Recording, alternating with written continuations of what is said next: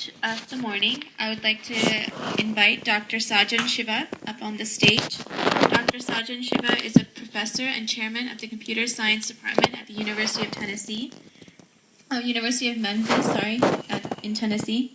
He's a fellow of IEE and has been a teacher and researcher and consultant since 1965.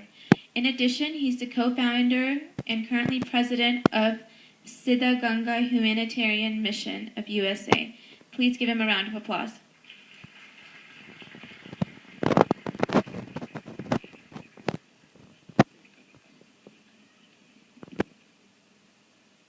ಪೂಜ್ಯ ಸ್ವಾಮೀಜಿಯವರೇ, friends, ನಮಸ್ಕಾರ. ನಾನು ಮಹೇಶ್ ಅವ್ರನ್ನ ವಿಟ್ಲಮೂರ್ತಿ ಅವ್ರನ್ನ ಕೇಳಿದ ಮೇಲೆ ನಾನು ಮಾತಾಡೋದೇ ಬೇಡ ಅನ್ನಿಸ್ತಾ ಇದೆ. ಆದರೂ ನನ್ನ ಯೋಚನೆಯ ಬಗ್ಗೆ I would like to share few thoughts. Over the last 4-5 years, I have been thinking about, we go to every convention, we recite a lot of vachanas all day long, then we go back on Sunday, and then we forget it until next year. And our children and our youth are asking, why should we learn? And in a way, we felt, at least I felt, we have been deficient in convincing them that we are not providing that source for them to be comfortable with it. So in that context, I decided maybe we'll start translating some vachanas in the view of how can each vachana provide a context to my life here today. I know vachanakaras formulated them, they used their extensive experience, anubhava, and their extensive thinking, anubhava, they put them together to create all these vachanas. So how are they pertinent to us in this century, although they were formulated in the 12th century? Obviously, the answer is yes. The question is, how can we adapt them to what we are doing here?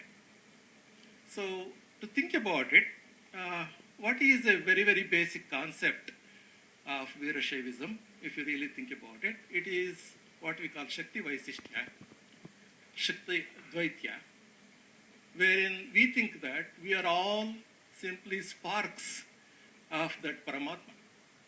Each Jivatma, each Pranalinga, if you want to call it, is really a spark of Linga, whom we call Shiva, that is the ultimate force. If that is the case, like this morning Swamiji mentioned, that when the child is about to be born in the 8th month or so, we invite a Guru, and Guru gives a Diksha for that child to be born. That means the child who is born is a pure individual at that time.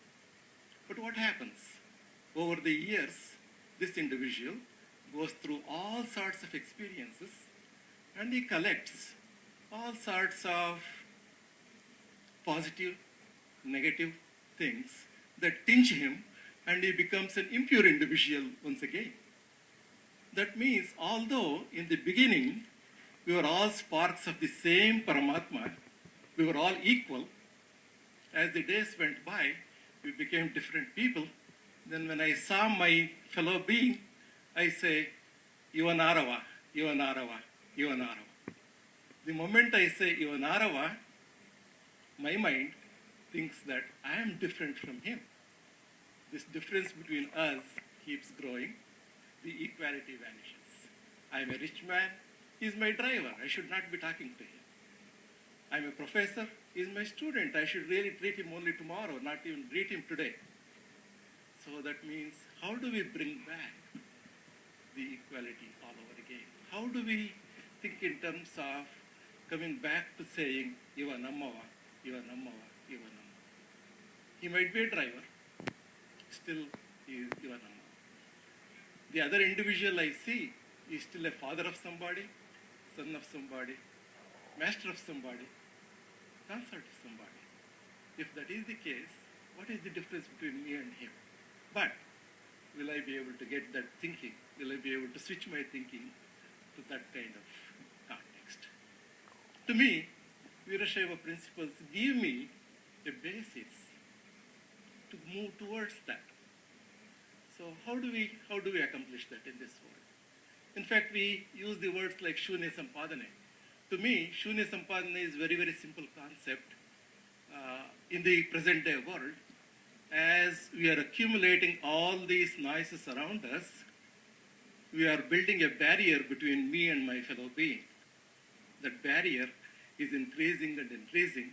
Shunya Sampadane to me is decreasing that barrier, wherein I wipe that out, where I retain that equality concept forever. So, how do we do this using the principles that we have?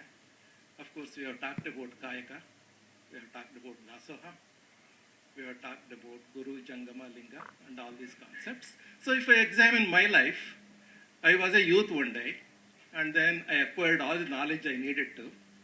Then I got a job. So then career was my important thing to do. Of course, through the career, I need to maintain my family.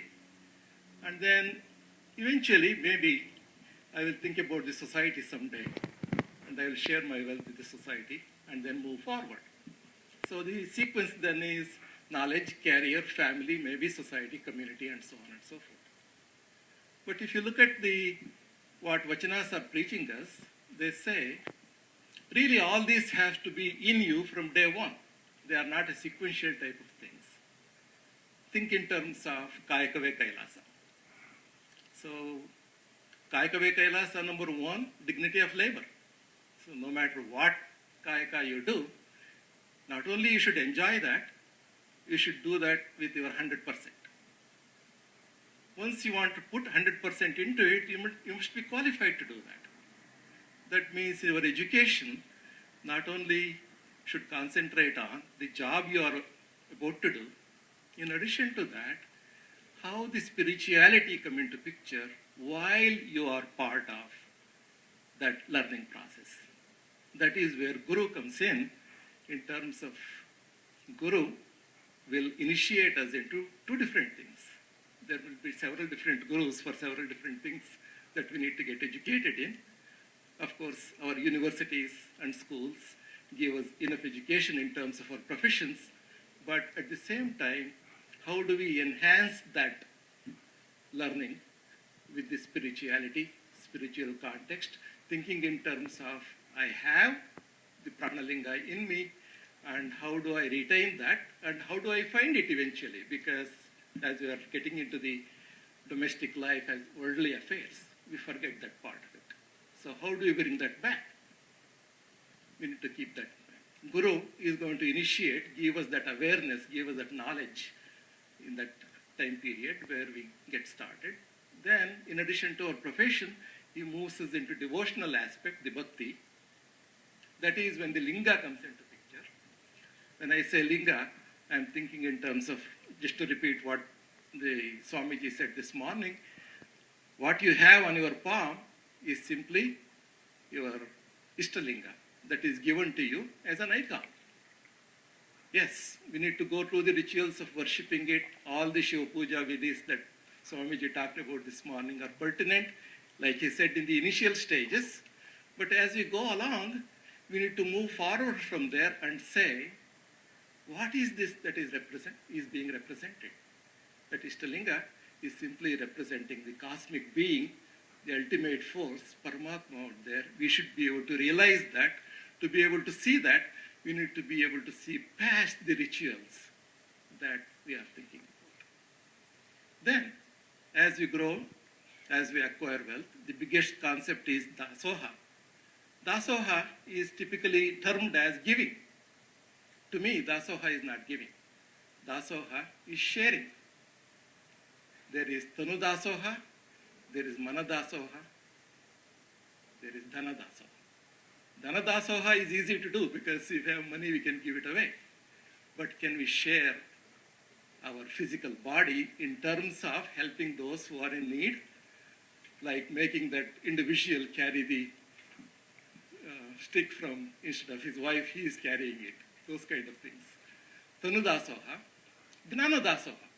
Can we give knowledge to other people, our community, so that they come out of their ignorance and come to forefront of life. So we need to do Tanu, Mana, Dana, Dasoha, share it without any thinking that I did it. So that is what Basava principles, Sharana principles teach us. And I talked about Guru, Jangama, Linga. Those three concepts go very well with all these life cycle that I just mentioned. Guru, Gnana, awareness. Linga, Bhakti, devotion. Jangama is considered as someone who just wanders around. And actually what Jangama is, he is the realized soul. And he has taken as his prime responsibility to go out and initiate similar thinking, similar feeling, similar awareness among everyone in the community. Vairagya is his trademark. So, Gnana, Bhakti, Vairagya, those three things should be imparted into our lives here so that we can become that rounded individual. And that is what we need to be talking about in terms of how Veerashaivism gives a value to our life over here. Just for a second, think in terms of what Jainism did, what Buddhism did, versus what Veerashaivism has done. I do not want to really compare the religions or ways of life. In the other two, renunciation was the main thing. They said, give up the world, just get on with other thoughts. Whereas our Sharanas said, you are in here. This is your life. There is no way out of it. But while you are here, how do you make this into a serene spiritual life? How do you be your Namava, your Namava, your Namava forever and achieve the concept of self-realization eventually? In that sense, our Sharana principles are very good in terms of modern day life, where we have a life to live. We really think in terms of other worlds, and they already said that in 12th century, Devaloka Martiloka Berilla Kanira, wherever we are, is the world that is in there, and we have to live here. If so, let us make the best out of it. And I very honestly feel, if we can take these kind of principles and start educating our younger ones, of course, to be able to do that, we ourselves need to realize all these things. We can go a long way in terms of VSNA, in terms of community as a whole. Thank you.